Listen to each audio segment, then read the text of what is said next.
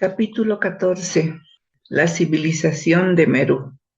Desde el año 12.000 a.C. al 10.000 a.C. existía una civilización en Sudamérica que alcanzó una gran altura de logro. Coexistió con la civilización de Poseidonis, el último vestigio del gran continente de Atlántida, y era hija de la cultura y logro atlantes. En aquella época, a Sudamérica se le llamaba Merú, en honor al dios Merú, quien es el Manú de la sexta raza raíz y cuyo retiro se encuentra cerca del lago Titicaca.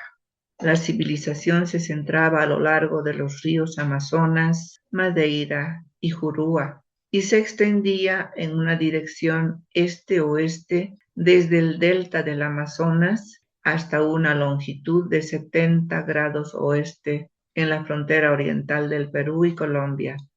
El nombre Amazonas significa destructor de botes, refiriéndose al cataclismo que ocurrió aproximadamente en el año 10.000 a.C., el cual dañó seriamente a Sudamérica y hundió a Poseidonis. En aquel entonces el río era navegable, extendiéndose desde el lago Titicaca hasta el océano Atlántico. Se construyó un canal desde el Océano Pacífico hasta el lago Titicaca. Esta conexión, junto con el Amazonas, conformaba un canal entre los dos océanos. El río era mucho más profundo entonces que en la actualidad. Cerca de la desembocadura del Amazonas habían bellas y amplias cascadas.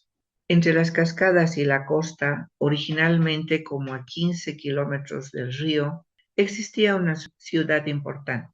Fue sumergida durante el cataclismo que destruyó a la civilización Merú. La ciudad reposa ahora a 20 metros bajo la superficie de la tierra. La desembocadura del Amazonas se amplió muchos kilómetros durante el cataclismo que ocurrió hace 12.000 años. Un obelisco de metal imperecedero, cubierto con jeroglíficos de una era anterior, marcaba el punto más alto de la ciudad. Originalmente el obelisco medía 20 metros de alto. La capital del imperio, que también era su centro religioso, estaba ubicada cerca del río Madeira. La segunda ciudad en importancia estaba ubicada cerca del río Jurúa. Era un centro comercial y muchos edificios gubernamentales estaban localizados allí. También era el centro de la industria de joyas. Allí se cortaban y pulían muchas piedras preciosas. Como resultado del cataclismo de esta ciudad, sufrió el mismo destino que la ciudad cerca de la desembocadura del Amazonas. La capital estaba dispuesta en una serie de círculos concéntricos y el más interno de todos medía 7 kilómetros de diámetro. En el área de este círculo interno estaban los edificios ejecutivos del imperio. Las calles comerciales salían de este círculo como rayos de una rueda de bicicleta. Todas las calles comerciales estaban pavimentadas y construidas de 45 a 70 centímetros debajo del terreno circundante para ser inundadas cada mañana y lavadas a cabalidad antes de que comenzaran las actividades del día. A 5 kilómetros del círculo interno habían avenidas sembradas de flores que funcionaban como carreteras escénicas para paseos de placer. Por tanto, las actividades comerciales no interferían con la belleza y conveniencia de los paseos. El clima era semitropical y los días siempre eran cálidos y cómodos. Se desconocían las temperaturas extremas y por la noche había una fresca brisa que venía de las montañas. El Capitolio en sí era una gran estructura con superficie de mármol color crema. Su piso estaba hecho de mosaico de piedra verde. Un gigantesco templo denominado Templo Viviente de Dios para el Hombre era el centro espiritual de la ciudad capital y de toda la civilización. Tenía capacidad para acomodar a 10.000 personas sentadas. En el centro del templo había una columna cuadrada de 7 metros de alto, sobre la cual descansaba una esfera de cristal de 60 centímetros de diámetro. En su interior había una suave luz blanca autoluminosa. A pesar de su suavidad, era tan intensamente luminosa que iluminaba todo el templo con gran brillo. Este foco de luz fue atraído y colocado en el templo por un maestro cósmico como una actividad sostenedora y dadora de vida para la gente. La esfera de cristal emanaba no solo luz, sino también energía y poder, conformando uno de los medios básicos de sostenimiento de las actividades de la civilización Meru. La energía necesaria para iluminación, calefacción y potencia para propulsión también eran generadas y transmitidas por cajas de potencia, power boxes. Si se utilizaban para propulsión, se les adjuntaba al vehículo a utilizarse. Habían en uso 7 tipos distintos de estas cajas transmisoras de energía. Las cajas tenían un volumen de 75 por 75 por 100 centímetros. Tenían la capacidad de acopiar las corrientes de energía que existían en la atmósfera. Estas corrientes eléctricas eran de un tipo más fino que las que se usan ahora. Se les podía controlar mediante el poder mental, si bien también se podía utilizar medios mecánicos para tal propósito. El maestro ascendido Saint Germain reportó otro logro en el campo de la tecnología. Ciertos metales se combinaban con vidrio a través de un proceso de fundición para hacer el producto imperecedero y tan fuerte como el acero. Quizás el obelisco de la antes mencionada ciudad, cerca de la desembocadura del Amazonas, estaba hecho de este material. La gente que vivía en Merú tenía el cabello dorado, con tez rosa y blanca. Los hombres medían 2 metros de altura y las mujeres 1,80 m. Todos tenían bellos ojos color violeta azul. La raza expresaba una inteligencia serena. El nombre del emperador era Casimiro Poseidón, un maestro ascendido que era un descendiente directo de los poderosos maestros ascendidos gobernantes de Atlántida. Su corona consistía de una banda sencilla de oro con un gran diamante en el centro de la frente. Su espeso cabello dorado le colgaba hasta los hombros. Casimiro Poseidón era amado de sobremanera por su pueblo, y su memoria se mantuvo viva durante muchos siglos en mitos y fábulas.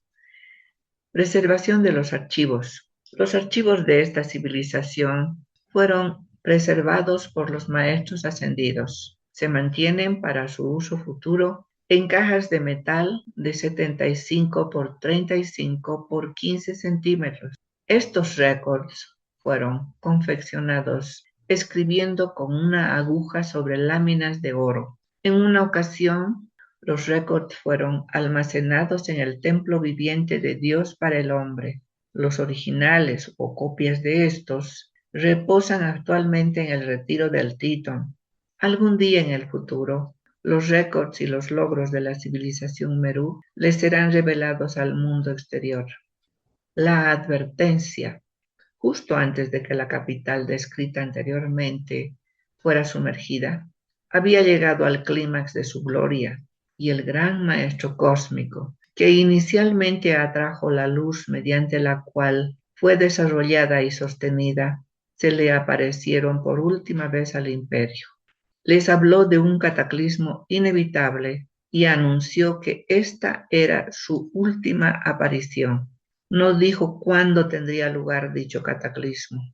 Aquellos que querían salvarse recibieron la instrucción de partir y se les dijo a dónde ir. Se dio la advertencia de que la catástrofe sería repentina y total. Después de terminar esta profecía, su cuerpo rápidamente se disolvió y desapareció de la vista. Para desesperación de la gente, el pedestal y la esfera de cristal que contenía la luz eterna desaparecieron con él. El cataclismo. Después de que hubo transcurrido un año, la memoria que la gente tenía de la profecía se desvaneció. En vista de que nada inusual pasó, La ansiedad de la gente también amainó y desapareció, dando lugar a la duda en cuanto a la realidad del cataclismo venidero. Casimiro Poseidón y los de mayor avance espiritual abandonaron el área y comenzaron a residir en la parte occidental de Estados Unidos. Allí permanecieron hasta que el cataclismo hubo concluido. Antes de partir, el emperador había sellado su palacio y el templo en que se había mantenido la esfera de luz antes mencionada. La gente que permaneció en Merú se fue haciendo cada vez más escéptica y rebelde. Una persona trató de forzar la entrada del templo sellado, desplomándose sin vida en la puerta. Casi al final del quinto año, después de la profecía, el sol se oscureció al mediodía y un temor sobrecogedor llenó la atmósfera.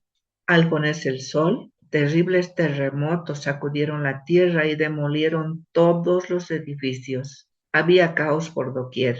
Antes de que amaneciera, los grandes poderes destructivos habían terminado su labor. Todo el continente de Merú, ahora llamado Suramérica, perdió su equilibrio. Se inclinó y rodó hacia el este, sumergiendo toda la costa oriental por una distancia de 60 metros. La costa permaneció en esta posición durante varios años. Luego, gradualmente, se fue enderezando hasta llegar a una posición de 20 metros de la original. Desde entonces no se han dado cambios subsecuentes en la elevación.